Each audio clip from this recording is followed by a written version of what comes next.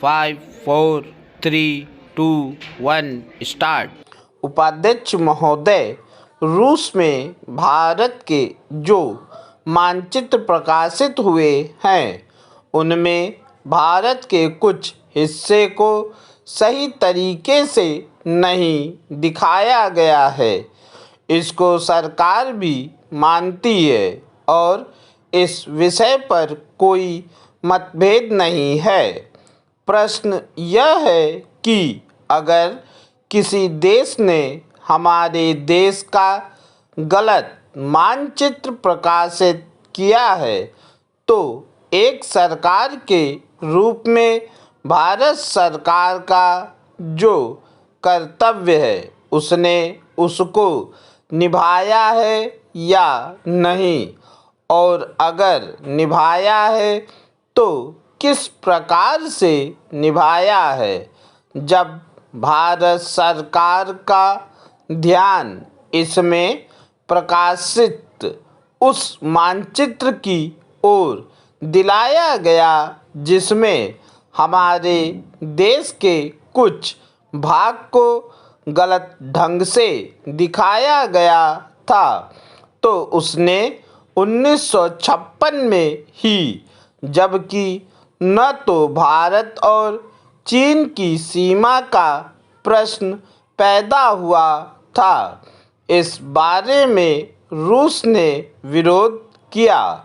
इसके बाद भारत सरकार ने लगातार 4 बार रूस सरकार से लिखित रूप से विरोध किया कि हमारे मानचित्र को ठीक से नहीं दिखाया गया है। जिस मानचित्र को लेकर यह चर्चा हो रही है, जब उसकी ओर भारत का ध्यान गया तो उसने जून, जुलाई और अगस्त में लगातार 3 बार अपने राजदूत के माध्यम से और रूस के जो अधिकारी हमारे देश में आए उनसे बातचीत करके रूस का ध्यान इस ओर आकर्षित किया कि उसने इस देश का मानचित्र ठीक नहीं दिखाया है। प्रश्न यह है कि जिस मानचित्र के बारे में हम चर्चा कर रहे हैं उसके बारे में हमें चिंता होनी चाहिए या नहीं। मैं समझता हूँ कि अगर दुनिया का कोई भी देश हमारा मानचित्र सही ढंग से नहीं दिखाता है तो स्वाभाविक रूप से देश को उसके बारे में चिंता करनी चाहिए।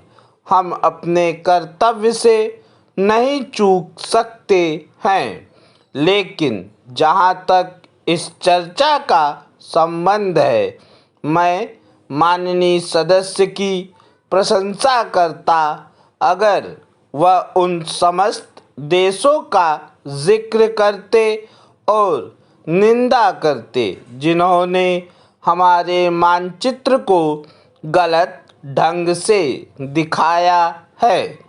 उदाहरण के लिए पाकिस्तान को शिकायत है उसके मानचित्र को केवल रूस, इराक और मिस्र ने ही नहीं बल्कि अमेरिका ने भी गलत दिखाया है। जिस कश्मीर को हम भारत माता का ताज और मुकुट कहते हैं, जिसे हम कहते हैं कि वह इस धरती पर हमारा स्वर्ग है, उस इलाके को बिल्कुल उनकी दया और कृपा पर छोड़ दिया गया है। यह बात उत्साहवर्धक नहीं है।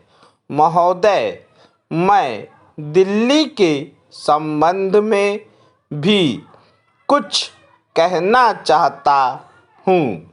अब दिल्ली चूंकि केंद्र शासित क्षेत्र है। पूर्ण विराम।